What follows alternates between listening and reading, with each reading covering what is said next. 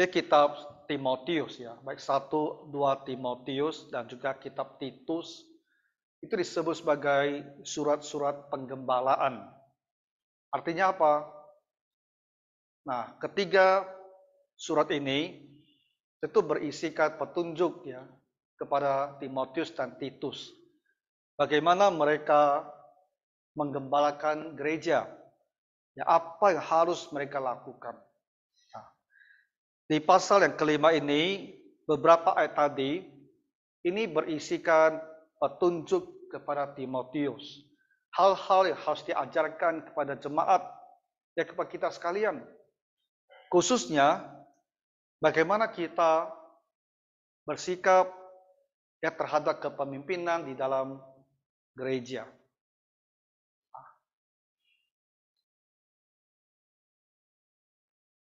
Pada masa kita sekarang, manusia itu termasuk orang Kristen juga, ya, lebih tidak bisa menghargai orang lain, dan itu juga termasuk di dalam gereja. Ya kurang bisa menghargai ya pemimpin di dalam gereja. Ya, kita lihat belakangan ya di Alkitab Presbyterian di Singapura itu banyak sekali ya isu-isu dengan para penatua, termasuk pendeta juga. Dan percakapan, omongan, sikap terhadap para pemimpin gereja itu boleh dibilang sangat buruk sekali.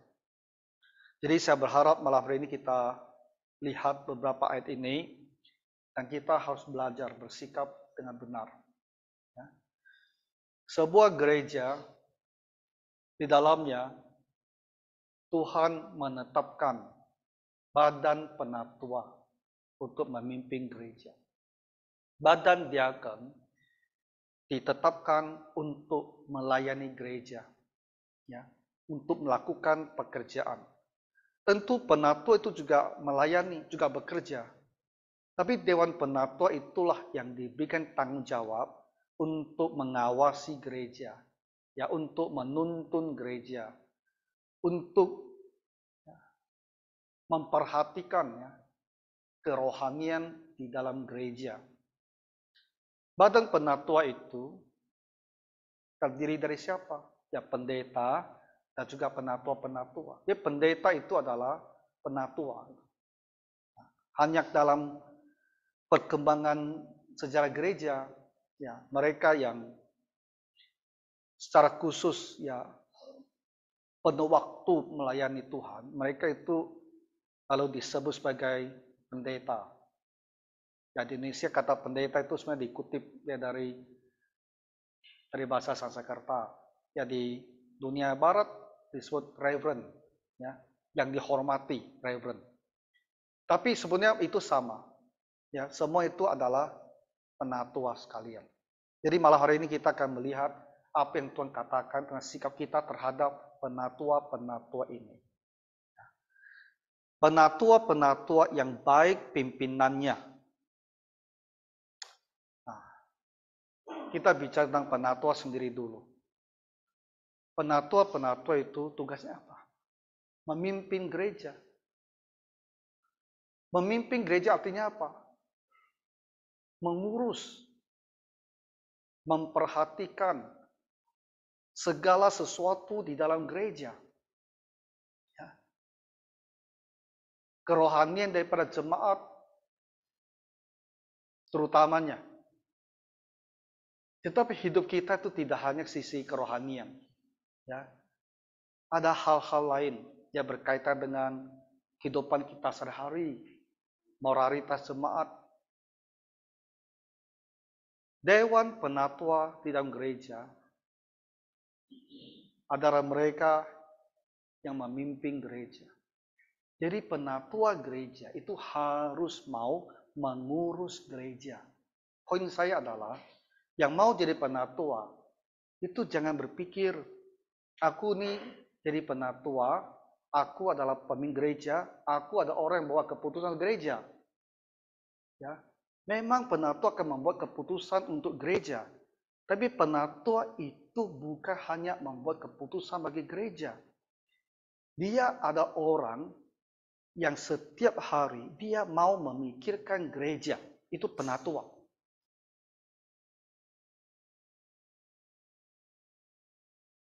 Tapi ke depan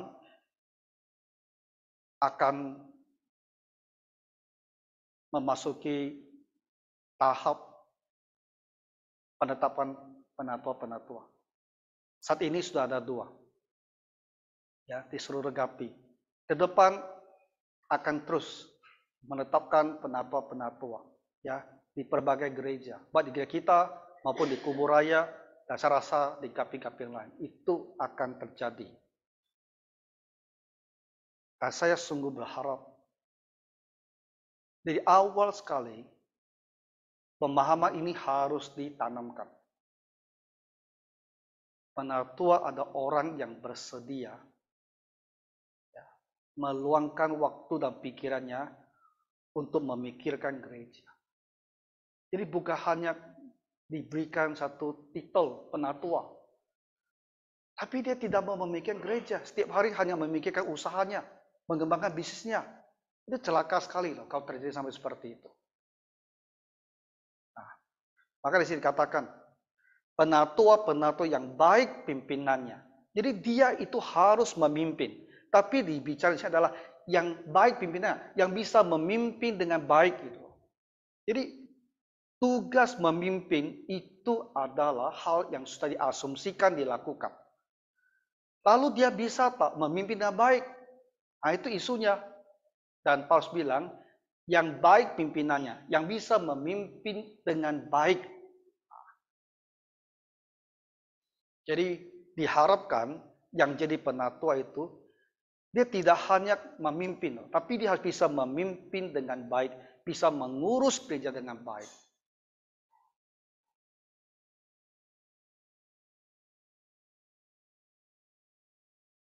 Tapi di majelis sinode kita, pertanyaan-pertanyaan itu tak mau dijawab oleh penatua-penatuannya. Sehingga urusan kita tak bisa gerak. Sekarang mereka tak mau jawab. Ketua umum tanya bagaimana, tak ada yang mau jawab. Penatua. Itu karena apa? Mereka tidak mengerti penatua itu apa gitu. Penatua macam satu titel kebanggaan di dalam gereja. Penatua itu harus mengurus gereja. Kita itu sepanjang hari, memang kita punya karir, ya punya usaha. Tapi kita harus bersedia ya meluangkan waktu kita itu untuk memikirkan gereja. Apa yang terjadi di gereja? Ya, apa yang harus dilakukan? Kalau ada masalah, bagaimana masalah itu bisa diatasi? Itu artinya penatua-penatua harus memimpin gereja. Nah, yang baik pimpinannya. Nah, yang betul-betul berikan waktu hatinya untuk mengurus sehingga gereja itu jadi baik, ya semuanya jadi lancar, semua berjalan dengan sempurna, ya. Isu-isu bisa diselesaikan, masalah-masalah bisa diatasi. Nah, penatua-penatua yang baik ini patut dihormati 2 kali lipat. Dan kata lain apa maksudnya?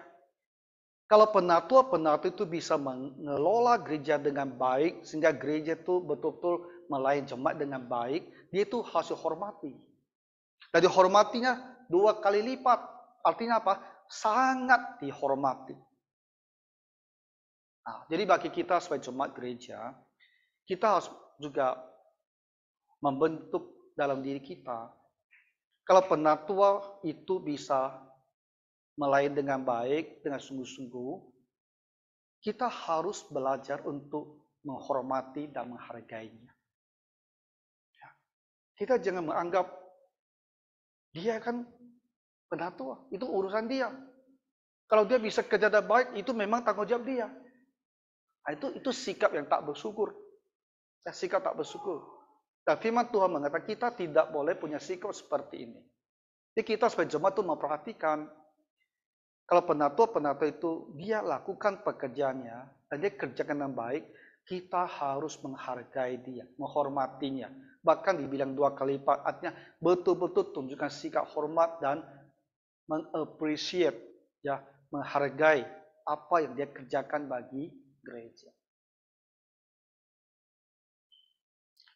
Terutama mereka yang dengan jeripaya berkhotbah dan mengajar.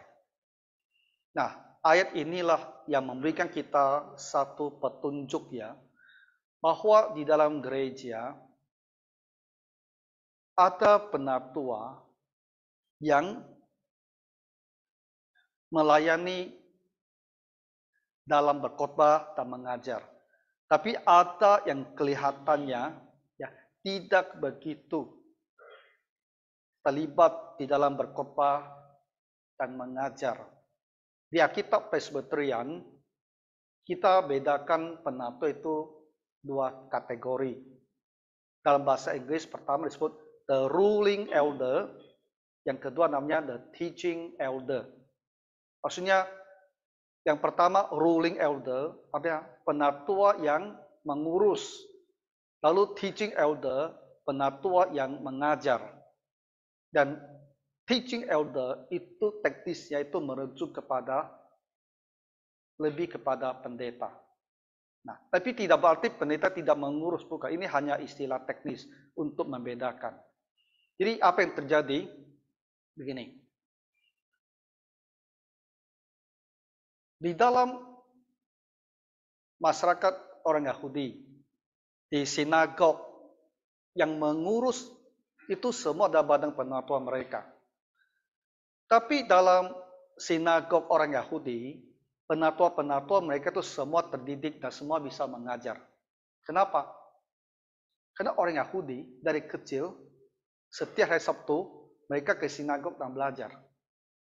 Jadi ketika orang-orang ini, setelah mereka tumbuh dewasa, bahkan setelah jadi penatua, mereka tuh punya banyak sekali pengetahuan kitab suci, terutama kitab Musa dan penyelamat.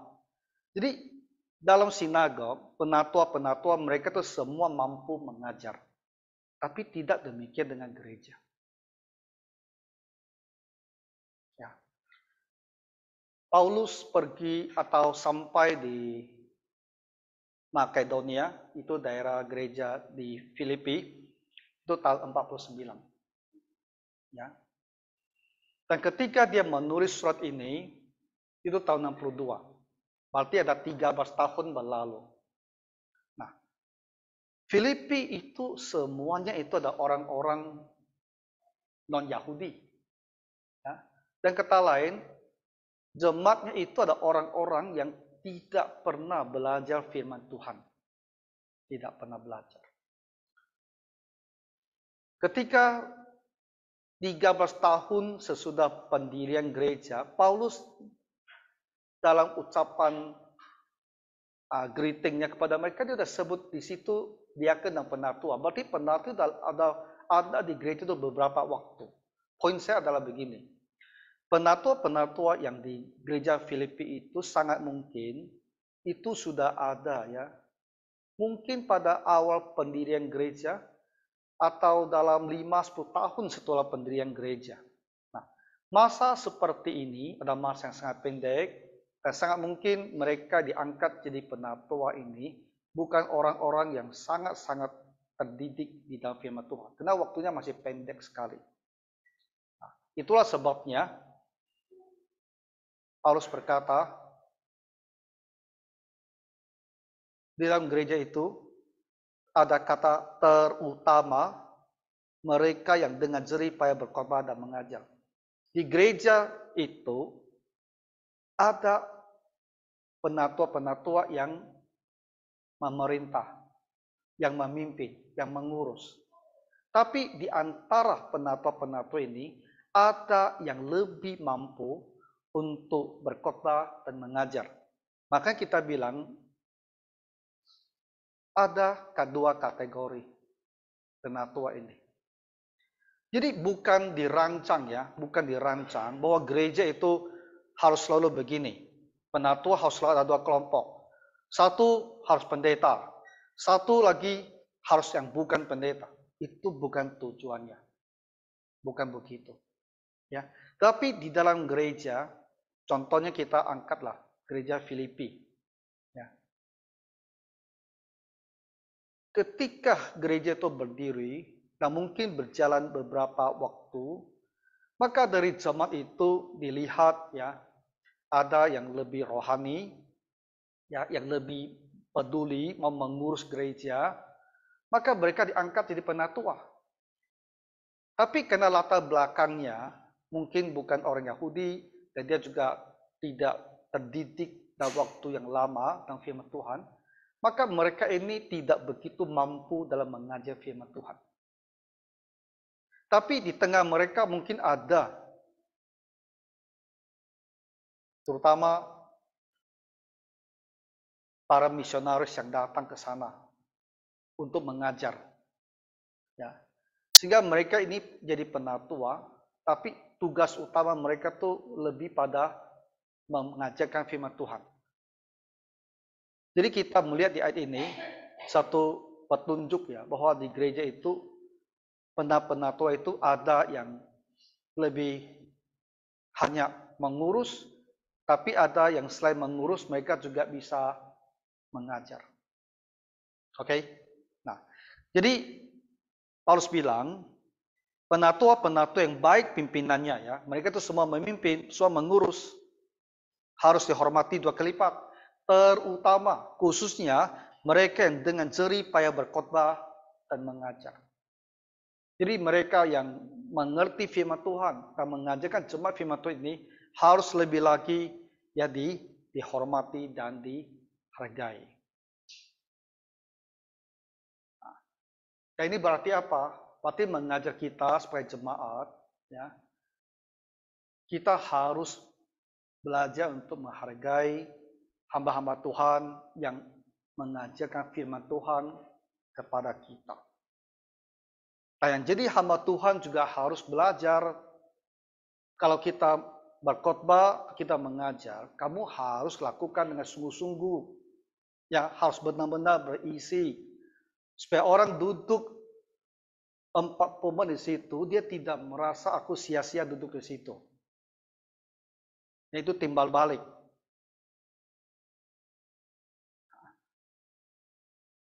Jadi ini hal pertama tentang para penatua yang mengurus gereja dengan baik harus dihormati, khususnya yang bisa mengajar dengan baik pada jemaat. Nah, hal kedua yang dikatakan begini, bukankah kitab suci berkata, janganlah engkau memberangus mulut lembu yang sedang mengirik, dan lagi seorang pekerja patut mendapat upahnya. Apa yang dimaksudkan oleh Paulus di sini? Nah, kalau penatua-penatua yang mengurus, yang melayani dalam mengajar firman Tuhan, kalau mereka ada orang-orang yang punya usaha, punya sumber kehidupan, maka tentu mereka bisa mencukupkan ya, kebutuhan diri mereka sendiri. Tetapi bagaimana kalau ada penatua atau pendeta yang sepenuh waktu itu bekerja di dalam gereja dan mereka tidak mempunyai sumber penghasilan, ya sumber kehidupan mereka. Jadi dari mana mereka akan hidup? Nah, itulah yang dibicarakan oleh Paulus di sini. Jadi dia bilang, janganlah engkau memberangus mulut lembu yang sedang mengirik. Dia ambil satu cerita. Lembu yang mengirik itu gimana? Nah, pada masa dahulu, salah satu cara mereka memisahkan gandum ya dari tangkainya, dari berkas-berkasnya itu adalah menempatkan berkas-berkas gandum itu di lantai, di tanah ya, tempat yang luas. Lalu lembu itu mereka tuntun menginjak-injak berkas-berkas itu. Karena tekanan dari lembu itu, gandum-gandum itu terlepas dari tangkai-tangkainya. Nah, itu artinya mengirik. Nah, dan Paulus bilang, lembu yang sedang mengirik itu, kamu jangan berangus mulutnya apa. Artinya kalau dia sambil menginjak-injak, dan dia makan gandum itu, kamu jangan tutupi moncongnya gitu loh. Maksudnya adalah, lembu yang bekerja itu, dia pantas mendapatkan makanan dia. Bisa paham kan? Lembu itu harus dikasih makan, supaya dia sehat dan kuat dan dia bisa bekerja. Jadi jangan dia sudah bekerja, dia mau makan gandumnya ini, kamu tutupi mulutnya supaya tak bisa makan. Nah, bahasanya yang lebih terang adalah seorang pekerja patut mendapat upahnya. Jadi kalau ada penatua, pendeta, dan dalam kaitan ini juga termasuk guru Injil. Ya. Kalau mereka itu melayani Tuhan full time, maka mereka tuh patut mendapatkan upahnya. Artinya apa? Biaya untuk kehidupannya itu adalah sesuatu hal yang mereka layak untuk dapatkan. Nah, jadi kita gereja harus belajar hal ini. Ketika kita memberikan tunjangan hidup kepada pendeta, kepada guru Injil, atau kepada penatua yang melayani full time, kita jangan berpikir aku belas kasihan sama dia tau. Ini bukan kalian belas kasihan sama mereka melayani Tuhan. Ya, bukan seolah-olah kasihan dia lah. Dia tak ada makanannya, saya kasih dia sedikit. Itu bukan sikap kita. Sama seperti kita. Bapak Ibu kerja di kantor. Apakah kamu merasa atasan kamu, PT itu belas kasihan sama kamu, baru kasih kamu gaji? Kan enggak. Kamu kan merasa ini hak saya. Karena saya berkontribusi pada perusahaan, perusahaan bayar itu wajib. Tapi di dalam gereja, jangan kita berpikir, kalau kasih tunjangan kepada para hamba Tuhan, itu seolah-olah kalau bisa tidak perlu, tapi ya harus ya kasih gitu loh. Sekedarnya apa yang kamu rela saja. Jangan berpikir seperti itu.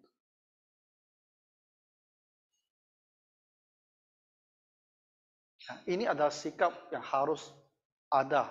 Sikap itu harus benar di dalam gereja. Nah, jadi firman Tuhan bilang, mereka yang bekerja itu patut mendapatkan upahnya. Bukan karena belas kasihan, tapi memang harus diberikan gitu loh. Nah, jadi gereja itu harus secara terus-menerus mempertimbangkan ya bagaimana kita memberikan tunjangan hidup ya kepada hamba-hamba Tuhan, baik pendeta maupun guru Injil yang melayani full time di dalam gereja. Itu tugas kita untuk memperhatikan. Ya, kalau kita membiarkan hamba-hamba Tuhan itu di dalam kekurangan, itu adalah kesalahan kita. Nah, jadi perbaiki mindset kita. Ya, memberikan tunjangan kepada hamba Tuhan, itu ada hal yang mereka patut dapatkan. Aku ini pendeta sudah 31 tahun di sini. Jadi saya bukan berbicara untuk kepentingan saya. Ya. Tapi saya mau gereja itu mempunyai pemahaman yang benar tentang hal seperti ini. Ya. Kita semua menginginkan hidup kita itu bisa nyaman, senyaman-nyamannya bagi keluarga kita. Lalu kita berpikir untuk hamba Tuhan, kasih saja tunjangan, sekedarnya, kan sudah cukup tuh. Semua orang memang bisa hidup dengan berapa yang dikasih. Karena manusia bisa menyelesaikan diri. 1 juta pun bisa hidup. Tapi hidupnya sampai level seperti apa? Jadi kita harus berikan tunjangan yang wajar. Ya selama gereja itu mampu. Ketika gereja tidak mampu, kita minta hamba-hamba Tuhan itu menerima tunjangan apa yang bisa diberikan. Walaupun itu bisa kurang, kita minta mereka terima, berkorban, tidak apa. Tapi kalau gereja mampu dan kita tidak mau memberi dengan wajar, itu jadi salah. Ya, mindsetnya harus diperbaiki. Firman Tuhan bilang, seorang pekerja patut mendapat upahnya. Nah, kita lanjutkan ya, sekarang yang ketiga. Janganlah engkau menerima tuduhan atas orang penatua, kecuali kalau didukung 2 atau 3 orang saksi. Nah ini.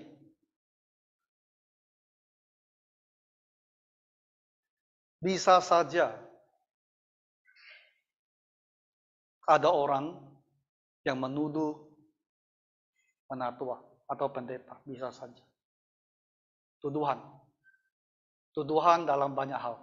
Bisa saja terjadi. Tapi firman Tuhan memberikan kita suatu petunjuk. Tuduhan itu tak bisa diterima kalau hanya satu orang yang menuduh. Ini sesuai dengan prinsip di dalam perjanjian lama.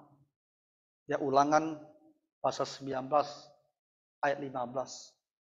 Satu orang saksi tidak dapat menggugat seseorang mengenai perkara kesalahan apapun atau dosa apapun yang mungkin dilakukannya.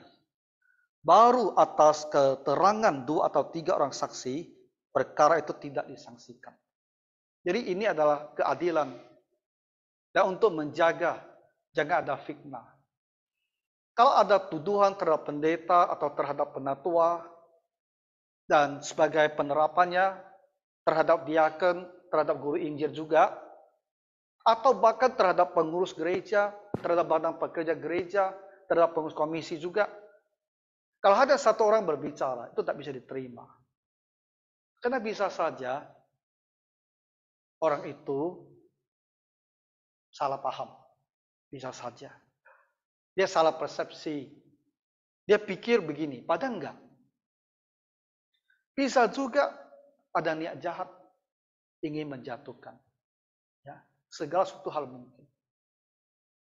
Tetapi kalau ada 2 atau 3 orang yang bersaksi, maka itu urusan harus betul-betul diperhatikan dan dipelajari. Karena kalau 2 atau 3 pihak yang independen dan mereka semua sepakat mempunyai penilaian yang sama, mempunyai tujuan yang sama, maka kita harus dengarkan. Dalam hal ini, Dewan Penatua Gereja harus belajar apakah benar tuduhan yang disampaikan ini. Kita tidak boleh sembarangan ya menuduh pendeta, penatua, diaken, guru Injil, atau sebenarnya siapapun juga dan kita tidak boleh sembarangan menuduh. Kenapa? Menuduh terutama penatua gereja itu membawa konsekuensi yang sangat besar. Karena nama gereja itu ikut tercemar itu loh. Kalau ada penatua dituduh seperti itu nama gereja juga terbawa sekali. Jadi kita tidak boleh sembarangan menuduh.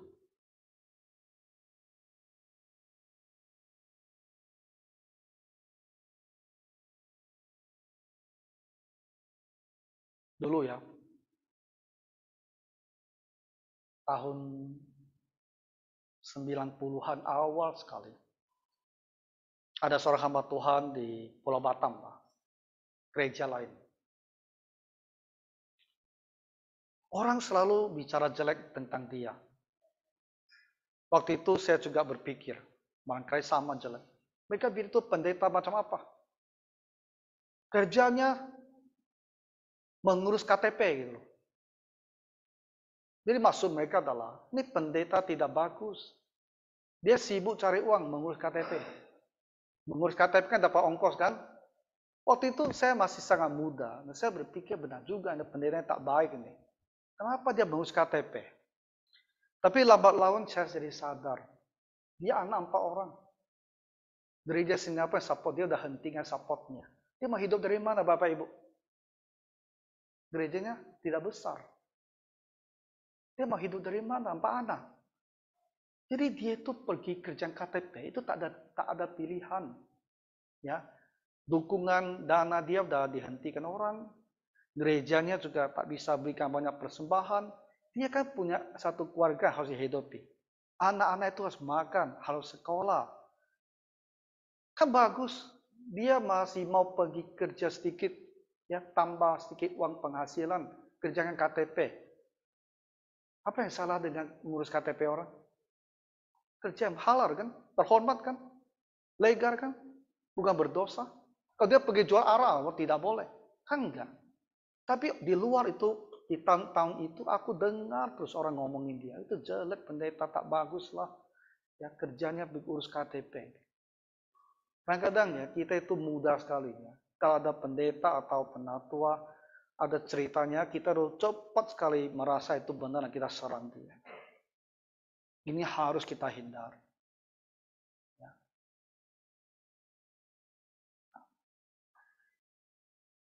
Ketika 2 atau 3 orang bersaksi, membawa tuduhan, kita tidak boleh acukan. Kita tidak boleh tidak mau acukan, tidak boleh. Kita tidak boleh coba cover up, tutupin, dan menunggu orang tidak bicarakan dia lagi, supaya dia selesai dengan sendirinya. Kita tidak boleh seperti itu.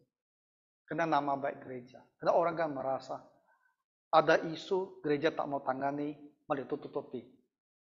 Itu punya konsekuensi jelek terhadap gereja. Kalau 2 atau 3 orang sampai membawakan tuduh yang sama, maka badan penatua harus memeriksa hal tersebut. Benar atau tidak benar. Ya. Mereka yang berbuat dosa, hendaklah kau tegur di depan semua orang, agar yang lain itu pun takut. Jadi di dalam pemeriksaan itu, kalau terbukti benar,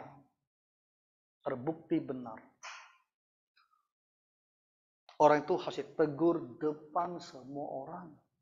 Bukan tegur diam-diam, berdua, bukan lagi.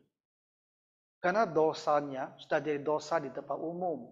Makanya 2 atau 3 orang bawa tuduhan. Kalau 2 atau 3 orang menuduh, pasti udah banyak cerita di kalangan jemaat. Bisa-bisa juga di masyarakat.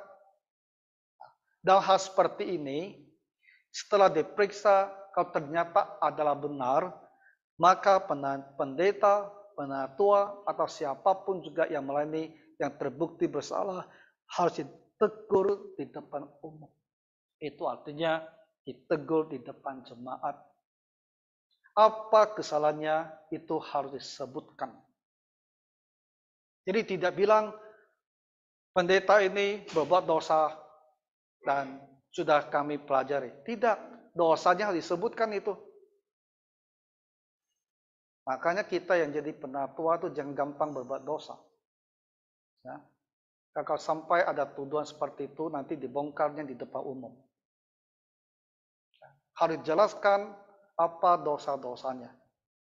Dan apa sanksinya terhadap dia. Sehingga apa? Sehingga jemaat itu merasa ada keadilan. Bahwa dosa itu tak ditutupi dalam gereja. Yang berbuat dosa itu akhirnya mendapatkan sanksinya. Baru masalah itu bisa selesai di dalam gereja. Terakhir, di hadapan Allah dan Kristus Yesus dan malaikat-malaikat pilihannya, ku pesankan dengan sungguh kepadamu. Ini sangat serius. Paulus bilang ya, sekarang di hadapan Allah, di hadapan Tuhan Yesus, di hadapan malaikat-malaikat ini, pesan ini mau saya sampaikan kepada kamu. Camkanlah petunjuk ini. Apa yang telah saya katakan ini kamu ingat baik-baik. Tanpa prasangka, dan bertindaklah dalam segala sesuatu tanpa memihak. Jadi dalam mengurus urusan gereja ini, kamu jangan berprasangka buruk. tapi juga tidak boleh memihak, harus adil. Kalau dia salah, dia harus dinyatakan salah. Bukan karena dia teman dekat kita. Ya, kita tidak mau lakukan. Itu adalah memihak. Jadi ini perintah sangat serius. Karena di depan Allah, di depan Yesus, Tuhan, di depan malaikat-malaikatnya, kita diperingatkan yang harus lakukan tanpa prasangka dan jangan memihak. Jadi Bapak Ibu, marilah kita menyadari Tuhan itu menganggap gereja itu begitu penting dan gereja itu harus kudus. Gereja itu tidak boleh sembarangan. Ya, gereja itu tidak boleh dibiarkan kacau balau. Gereja tidak boleh biarkan orang itu berdosa sesuka hati dan semua orang diam-diam dan pura-pura tidak tahu. Itu tidak boleh seperti itu. Nah, itu sisi negatifnya. Tapi sisi positifnya, kalau yang melayani dengan baik, itu harus kita hargai. Ya, dan kita harus berikan mereka tunjangan yang wajar. Nah, inilah beberapa hal yang disampaikan oleh Paulus kepada Timotius. Ya, supaya dalam memimpin gereja, inilah hal yang harus dilakukan dengan benar. Ya, mari kita berdoa. Tuhan Bapa Surgawi, kami berterima kasih karena firman-Mu memberikan kami petunjuk di dalam penggembalaan jemaat. Dan bagaimana jemaat juga harus bersikap terhadap kepemimpinan di dalam gereja. Terhadap mereka yang melayani full time. Maka Tuhan, bantulah gereja-Mu ini, sehingga kami semua bisa dengan bersungguh-sungguh hidup melakukan firman-Mu ini. Dalam nama Tuhan Yesus Kristus kami berdoa. Amin.